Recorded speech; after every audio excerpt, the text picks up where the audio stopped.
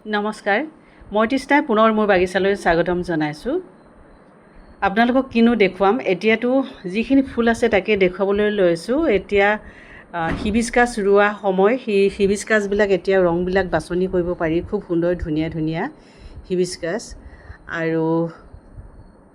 আৰু আছে এজেলিয়া, এগ্লনিমাবিলাক আপোনালোকক মই এতিয়াও আপোনালোকে হাইড্ৰেঞ্জিয়া সংগ্ৰহ কৰিব পাৰে। আৰু এগ্লনিমাবিলাক এতিয়া ৰোৱা সময়। এগ্লনিমা আছে, কচন্দা আছে, মেণ্ডেভিলে আছে, টিকমা, এইবিলাক এজেলিয়াবিলাক বিভিন্ন ৰঙৰ। এজেলিয়াৰ ৰংবিলাক 10টাতকৈ অধিক আছে, 10টাতকৈ বেছি আছে। এজেলিয়া অনলি 120 ৰুপিছত দি থকা হৈছে।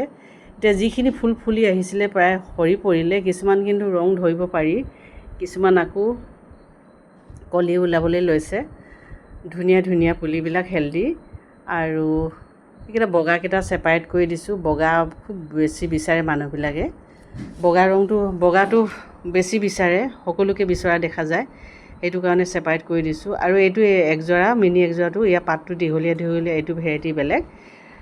আৰু এইটো ভেৰাইটি সাধাৰণতে দাম লয়, প্ৰাইচটো আমি বেছি দামত ক্ৰয় কৰোঁ, আৰু আপোনালোকে তাৰ বাবে বেয়া নাপাব। এইটো প্ৰাইচ বেছি লয়। এই যে একজোৰাটো আপোনালোকেতো জানে বহুত বেলেগ বেলেগ ভেৰাইটি আছে, সেইটো কাৰণে কেতিয়াবা কিছুমানটো কম ৰেটৰ ভেৰাইটিও পাব। কিন্তু এইটো যিটো পাতটোত ধৰিব পাৰিছে, খুব সুন্দৰ ধুনীয়া, ফুলৰ থোপাটো বিশেষকৈ বহুত মৰম লাগে।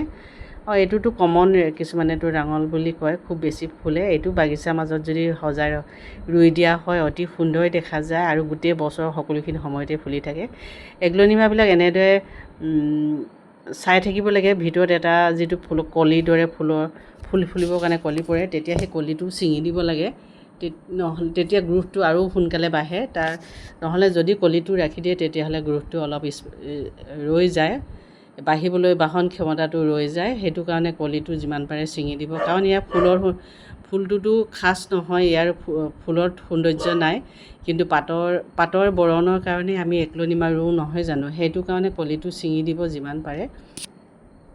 আৰু তেতিয়া কাৰণ যিকোনো ক্ষেত্ৰতে বুলি কৈছোঁ, ফুল এজোপা ফুলিবলৈ হ'লে, যেতিয়া ফুলপাহ ফুলিবলৈ লয়, তেতিয়া মানে তাৰ ফুলজোপাৰ এনাৰ্জিখিনি, যিখিনি প্ৰয়োজনীয় খাদ্য, সেইখিনি ফুলে পাব লাগে। আৰু যেতিয়া প্ৰয়োজনীয় খাদ্যখিনি, কাৰণ ফুলৰ কলিটোৱে লৈ ল'ব ন, সেইটো কাৰণে কলিটো ছিঙি দিব লাগে। তাৰ সৌন্দৰ্যটো ফুলত নাই এগ্লনিমা, সেইটো কাৰণে ছিঙি দিব লাগে, সেইটোৱে ক'লোঁ আপোনালোকক। আৰু হিবিস্কাছখিনি দেখিছে, ইয়াৰ ৰংটো খুব সুন্দৰ ধুনীয়া।